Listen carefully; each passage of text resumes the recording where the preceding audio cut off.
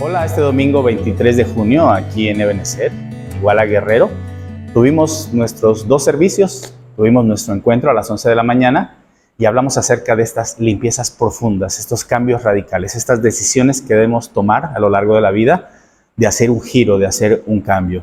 Y a través de la figura de Josías, Dios nos mostró cómo podemos nosotros empezar a cimentar precisamente un cambio que sea radical y que sea fructífero, en nuestras vidas. Y hoy en la tarde terminamos la serie de biografías y hablamos un poco acerca de María Magdalena. Quitamos algunos mitos, como que era una prostituta, como que era la mujer que iban a lapidar, o algún mito todavía más increíble que fue la esposa de Jesús. Y vimos realmente a la María Magdalena que aparece en la Biblia, una discípula de Cristo admirable. En la mañana, a las 11 de la mañana, insisto, hablamos acerca de estos cambios. Y creo que todos en alguna etapa de nuestra vida o en algún área de nuestra vida frecuentemente pensamos, quisiera darle un giro, a veces poner orden en la casa y limpiar y ya sacar aquellas cosas que deben ser sacadas de casa. En muchas ocasiones queremos un cambio en nuestra familia, ya no queremos seguir con las relaciones como las tenemos, queremos que sean mejores relaciones. En nuestro trabajo queremos quizás que nuestro desempeño, nuestras relaciones laborales o aún nuestros proyectos de trabajo tengan algún giro. Todos alguna vez hemos deseado y hemos querido tener este cambio radical de pronto en nuestras vidas, y eso es sano. El problema es que muchas veces nos quedamos solo en el deseo, en la intención, o bien el cambio no es lo suficientemente radical como para que sea un cambio duradero. En la palabra de Dios vemos el ejemplo de Josías allí en el libro de Reyes, en el segundo libro de Reyes, capítulo 22 y capítulo 23. Conocemos la historia de este joven que desde muy joven es rey y que manda a reparar precisamente el templo y a dar un dinero para la reparación del templo. Y en esta reparación se descubre el libro de la ley. La mayoría de los biblistas y estudiosos consideran que era el Deuteronomio. Y cuando se lee la palabra de Dios frente a Josías, esta palabra toca su corazón y él toma la decisión de escuchar la palabra de Dios y hacer los cambios que él y el pueblo necesitaban hacer.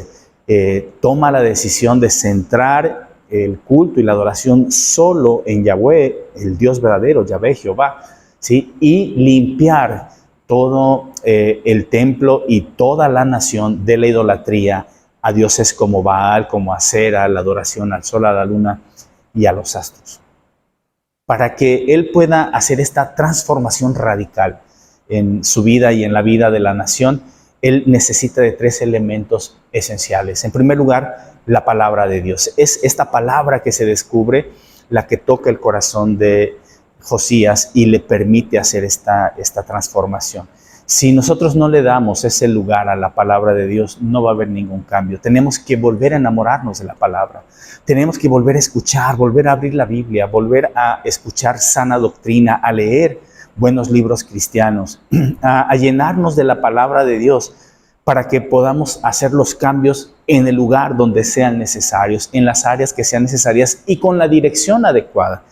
A veces cambiamos para mal, pero si nosotros tenemos a la Biblia como el eje, los cambios siempre serán cambios para bien, cambios positivos. Necesitamos, insisto, volver a beber, a comer, a disfrutar, a pasar tiempo con Dios a través de su palabra, a través de la Biblia. Pero no solo era la palabra de Dios, sino que Josías hace estos cambios gracias a la intervención de mucha gente, del sumo sacerdote y otros sacerdotes más, de los artesanos, de los obreros, de una profetisa, una profeta, Hulda o Hulda, dependiendo de la traducción, ¿sí? De todo el pueblo que se compromete también a seguir a Dios. Así que este cambio tan radical que surge en el corazón de Josías para llevarse a cabo también necesita del pueblo. Y es importante entender que estos cambios tenemos que realizarlos también en compañía de una comunidad de fe, en compañía de una iglesia. No tenemos por qué tratar de cambiar nosotros solos. Podemos apoyarnos de nuestros hermanos y nuestras hermanas. Recuerda que la iglesia está en el corazón de Dios, era un proyecto de Dios. Miren, tristemente, actualmente hay muchos cristianos que piensan que pueden vivir su cristianismo sin una iglesia local, sin estar comprometidos en una iglesia local. Disculpen lo que voy a decir, pero es así. Las personas que piensan de esa manera son personas soberbias, arrogantes, que creen que tienen una mejor idea que Dios. La iglesia es una idea de Dios, es el proyecto de Dios. Y pensar en vivir un cristianismo sin iglesia es decirle a Dios, Dios, yo sé mejor las cosas que tú, yo sé lo que es mejor para mí. Yo tengo una mejor idea que la tuya, que es vivir mi cristianismo fuera de una iglesia local. Hay que tener cuidado con eso. Necesitamos de una iglesia local, necesitamos de un pueblo que nos ayude a dirigir y también poner firmeza en estos cambios. Y finalmente necesitamos de una espiritualidad profunda. Y una espiritualidad profunda comienza con sacar todo aquello que nos distrae de una verdadera adoración a Dios. Esos son los ídolos. No necesitamos ídolos de madera, de plata, de oro, de metales. Puede haber ídolos en nuestra mente, en nuestro corazón, que nos están apartando precisamente de una verdadera adoración a Dios. Es interesante, pero la palabra de Dios dice que sacaron una imagen de acera del mismo templo.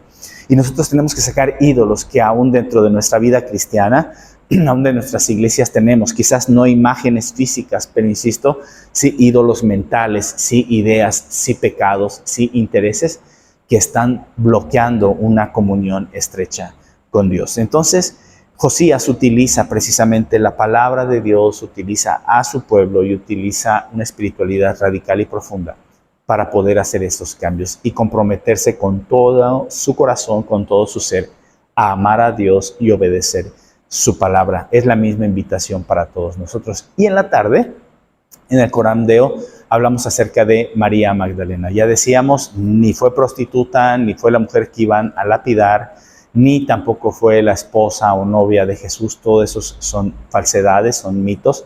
Fue una mujer que efectivamente fue una discípula de Jesús, que conoció a Jesús en condiciones verdaderamente difíciles, tenía 7 demonios.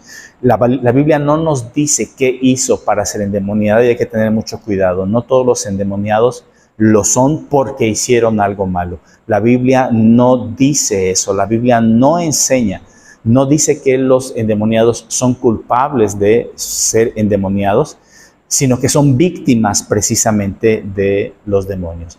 La Biblia no nos dice nada al respecto, pero sí nos dice que tenía 7 demonios. Y el número 7 es importante porque es un número completo, un número pleno. Básicamente eso está diciendo que estaba completamente endemoniada, pero Jesús la rescató. Y ella seguía a Jesús junto con otras mujeres, como Juana, como Susana y otras mujeres más. Dice la palabra de Dios ahí en el Evangelio de Lucas capítulo 8, que seguían a Jesús apoyándole con sus bienes. Así que tenemos a una mujer, María Magdalena, que no solo era una discípula de Jesús, sino que daba sus dones, sus recursos económicos para el sostén de la obra. Y tomamos ejemplo de esta María Magdalena, que tenemos que dar también de lo que nosotros tenemos para el sostenimiento de la obra. Pero no solo eso, sino que María Magdalena también estuvo junto a la cruz, allí junto a Jesús, junto con otras mujeres, María, la mamá de Jesús, otra María, otras mujeres. María Magdalena estuvo allí. Y es interesante cómo esta María Magdalena es una mujer que acompaña, y no solo acompaña a Jesús ahí en medio de la cruz, sino acompaña a María, que está sufriendo al ver a su hijo crucificado. Así que nos muestra cómo un discípulo también tiene que ser acompañante de aquellas personas que están pasando por momentos difíciles, que tienen su corazón triste o destrozado. Tenemos que estar cerca de estas personas. Y finalmente esta María Magdalena, que recibe la gracia, la bendición de ver a Jesús resucitado, llega a la tumba, está vacía y lo comunica a Pedro y al discípulo amado. Y cuando ellos pues realmente comprueban que la tumba está vacía, dice el texto que ellos se regresan a casa, pero ella llora, se queda a llorar ahí, y entonces entra en un diálogo tanto con los ángeles como con Jesús.